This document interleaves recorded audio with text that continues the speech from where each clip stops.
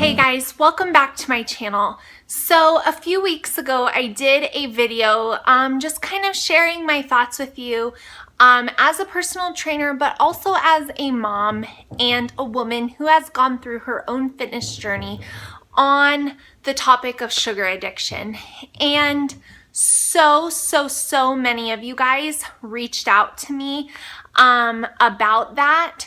And so I just wanted to follow up with you guys because I read every message that I got. I replied to every single person who reached out personally, and I was just touched at the response that I got, and it indicated to me that I needed to do a follow-up for you guys because a lot of you felt a call to action, but you didn't necessarily know where to start. And so I just wanted to bring you today's video to hopefully help you get started if that is something you know that you need to improve upon. And if you did not watch that video and you're just coming across this one, my name is Ashley and I am a personal trainer, but I am also a mom of 4 who has lost over 85 pounds myself and now has helped women and moms do the same exact thing. So today I'm talking about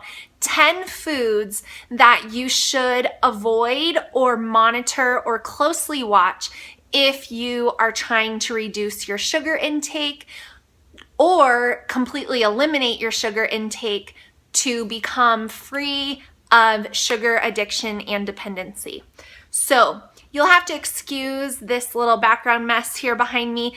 It is consignment season where I live, and so I've got like all my kids' stuff pulled out that they've outgrown to get ready for that sale, and it's just too much to move to film the video, and filming in my bedroom is the only place I can go that's kind of quiet, so forgive the background mess right here if you noticed it. So I just have my notes here because you guys know if you've been watching me for long enough that I am a pen and paper gal and I write everything down. So today I just want to give you the 10 foods or food items that you should eliminate or closely watch when you are trying to reduce your sugar intake.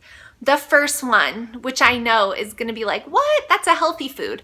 A lot of these are marketed as healthy food items, but if you look at the sugar content, they're really no different than eating a candy bar, except for they have some better nutrients. But as far as sugar goes, they're almost the same. And the first thing is Kind bars.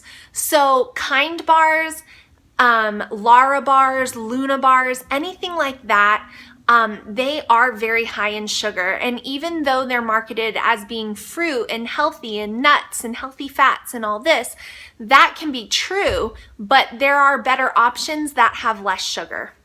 The second one is smoothies, you guys. Smoothies have so much sugar. Even the ones you make at home have a ton of sugar. If you think about it, just going back to the basic food pyramid, we are recommended to have 3 fruit servings a day. Fruit serving is a cup, like a measuring cup, or like a small apple. A large banana can even sometimes count as 2 fruit servings a day. So when you think about what you're putting into your smoothie, even if you make it at home, you're probably adding more fruit than you actually need in a day. And if you're buying a smoothie from Smoothie King, Tropical Smoothie, Jamba Juice, any of those places, they 100% have more sugar and more fruit than you need in your day. So even though a smoothie may seem like it's healthy, the sugar content is out of this world, and if you are trying to reduce your sugar intake to a healthy level, you are gonna want to avoid smoothies.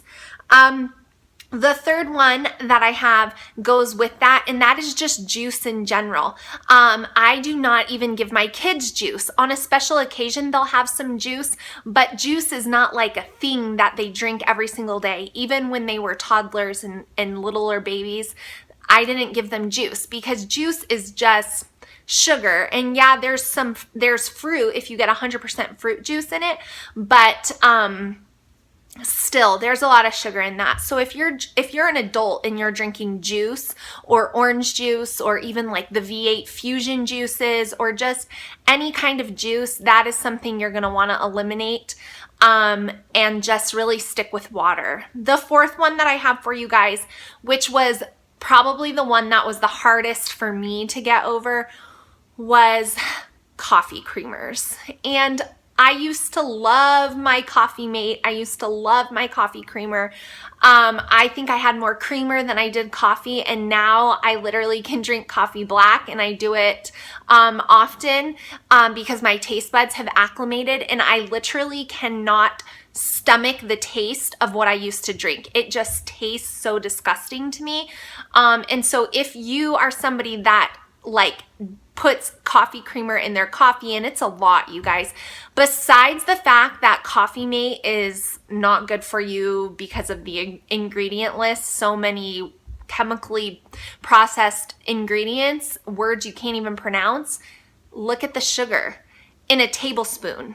It's like there's a lot of that. If you're somebody who has 2 cups of coffee a day, you're getting 10 grams of sugar just from what you're adding in your coffee. So that is an easy one to get rid of. The fifth one that I have, which might be surprising to you guys, is salad dressings. If you look at salad dressings on the ingredient list, chances are 9 out of 10 salad dressings you pull off the shelf are gonna have added sugar in them. I have found some like red wine vinaigrette at Trader Joe's that has no added sugar, but this is when I really recommend just getting a mason jar and taking some olive oil and taking some balsamic vinegar and whisking it together yourself and creating a salad dressing. When you're trying to eat a salad and be healthy, adding sugar to your salad is not the way to do that, especially if you're somebody that is just drizzling on the dressing and not really watching how much you're adding to it. You can easily have 5 to 10 grams of sugar in your salad simply from the dressing you're putting on it. The sixth one is kind of a no-brainer. It's yogurt or Greek yogurt in general. Now, Greek yogurt, like plain 100% Greek yogurt, is really good for you. It's high in protein. I'm talking the kind that has no fruit and no added sugar. It does have sugar in it though, because yogurt is derived from milk, and milk has lactose in it, which anything that ends in the word OSE is a sugar. So sucralose, lactose, any of those words, when you see them, indicate a sugar. That's a little side note. So there is lactose in yogurt, so there is sugar in yogurt. Now, the 100% like Faye or Chobani that has no fruit, or like the flip ones or anything, it's just plain white, it's kind of gross to the taste. To be honest, I have to add some cinnamon and like a drizzle of honey to be able to eat it that way. But like if you are somebody who has diabetes or pre-diabetes or knows that you eat a lot of sugar, you can have a healthy diet without yogurt. So I would just eliminate that out of your diet. Stick with protein sources for breakfast or different types of snacks to reduce your sugar intake if yogurt is like a big one for you. The seventh one is kind of a no-brainer, but again, I got a lot of questions about this. It's gonna be like your instant oatmeals, your cereals. Look at the portion size, you guys, on the ingredient label. It is going to tell you, like for 1 cup of Cheerios, there's like 7 or 8 grams of sugar in it. A cup of Cheerios is like this much. How much Cheerios are you giving to your kids? I mean, if they're 10 and they're eating a full-size bowl like my daughter, they're easily eating like 24 grams of sugar just from Honey Nut Cheerios, which seems like it would be a healthier cereal. Now, is that a healthier option than like Fruit Loops or Frosted Flakes? Yes, absolutely. But that's kind of the reason why I do cereal for my kids in moderation, and I do not eat cereal at all. But if you are doing like Quaker Oats, Instant Oats, any of those things, anything with a flavor is gonna have sugar in it. So what I recommend you do is you just do a plain oatmeal and you add fruit to it for your own sweetening, and your taste buds will acclimate. That is an easy way to reduce your sugar in your day-to-day life.